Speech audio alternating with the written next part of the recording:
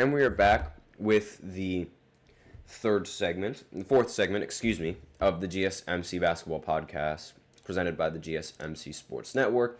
And in this fourth segment, we're going to be looking at the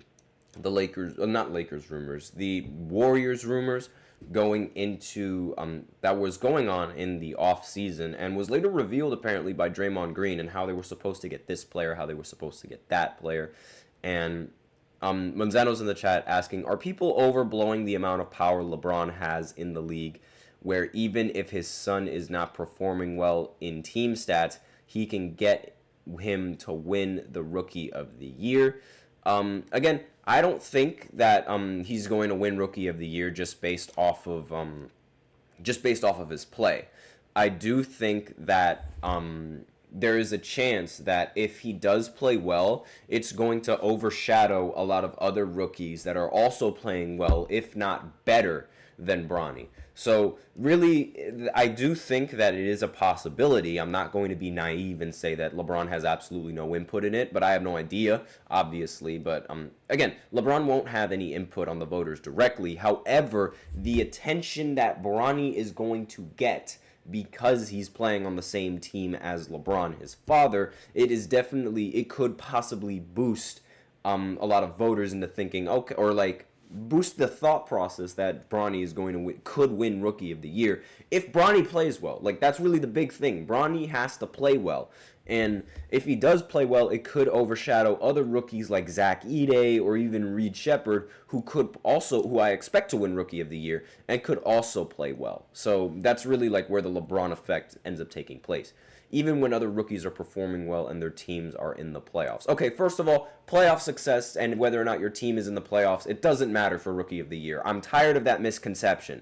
A lot of people, they thought that Chet was going to win Rookie of the Year because his team was in the playoffs. Well, guess what? His team was in the playoffs because they had Shai Gilgeous-Alexander, who was second in the voting for MVP. Not because of Chet. It's a team success kind of thing. There's no such team record should not have any sort of impact in Rookie of the Year whatsoever, and it hasn't, because Victor, without a doubt, was the clear-cut best rookie in that entire draft class. He won the award unanimously for a reason, and team record had absolutely nothing to do with it, as the Spurs were one of the worst teams in the NBA last season. So forget the team record, forget the teams that are in the playoffs. That's a team accolade. You need one player, and one rookie wasn't the end-all be-all for the Oklahoma City Thunder in that previous season. So forget that take completely. Next question. Those rumors going around that the Warriors were going to get Jimmy Butler from Miami, I did not actually hear about that. I think those were just actually, no, I did hear about that now that I remember that. That was just a rumor, but that's not what I'm talking about in this segment, or that's not what I aim to talk about in this segment. So, according to this article, which I'm going to start looking at right now, Slater outlines that Dunleavy got Steph Curry, Draymond Green, and head coach Steve Kerr involved in the recruitment of Paul George, who was on board with the idea of, let me just see here, picking up his player option for the Clippers and then getting traded over to Golden State.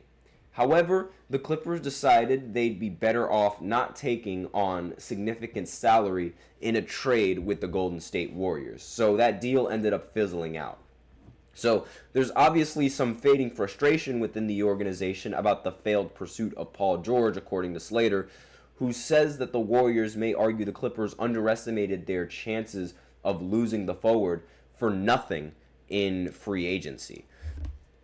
So this was not only was this bad execution from the Golden State Warriors, but this was even worse for the Clippers, because like they're worried about salary. Meanwhile, they just ended up letting one of their best players walk for nothing. They got nothing in return, and that's almost a worse look than having to deal with the new NBA salary cap rules. So not only that, the Warriors also had a subsequent pursuit of Utah Jazz forward Lauri Markkanen, and he was viewed as sort of a plan B after missing out on Paul George. And Slater says that it was actually part of plan A, and that the Warriors initially wanted to land both players. So the conversation was always about that possibility, at least according to Draymond Green, and that's what he said. Quote, you get both of those guys, you make a huge splash, but the Clippers weren't really willing to play ball. Then Jazz CEO Danny Ainge was being Danny Ainge. That's what Draymond Green said, end quote. So nothing that I had to say about that. Now, the Warriors, they had hoped that they'd be able to acquire George while preserving enough assets to meet Ainge's asking price for Markkanen, as Slater explained, and they still were talking to Utah about Markkanen after striking out on Paul George, but at that point, Dunleavy felt it wasn't the right move for the team to go all in for the Jazz forward. And Kerr said that Mike is very sensible. He just said to me, it doesn't make sense to sell your entire future for a team that you think can be pretty good but isn't awesome, right? Especially at this stage with the ages of our stars. And here's more news out of Golden State.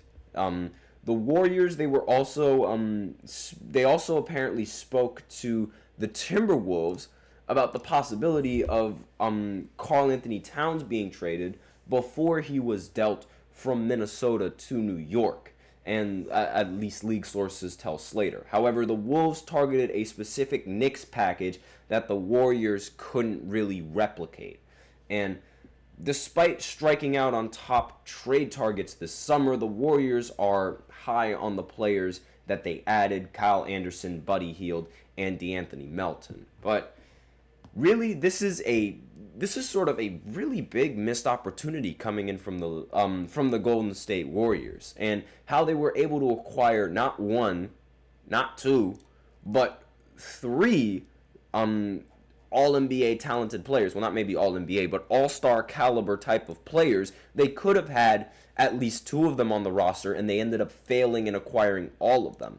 So this is really just like, I'm very surprised that they didn't end up landing this deal, and that they were unable to sort of make ends meet with not just Paul George, but with Lauri Markkanen as well.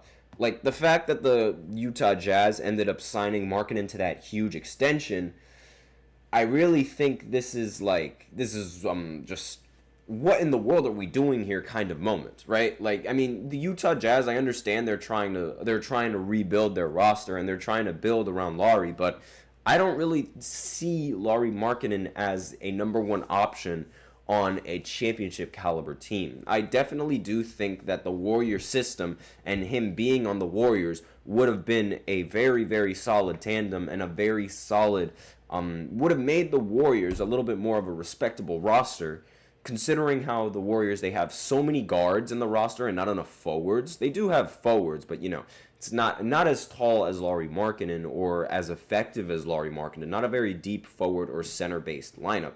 So adding Lauri Markkanen and giving up a couple of pieces, like a couple of their guards, I really feel like would have been a very solid addition for the Golden State Warriors, and would have made them and put them in a much more respectable position than they're in right now. Then again, I could be completely wrong, and the Golden State Warriors just start making every single three-pointer that they take with Steph, Buddy Hield, and every other player that they have on their roster.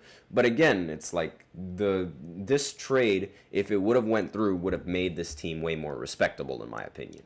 So that's all that I really have going into this segment.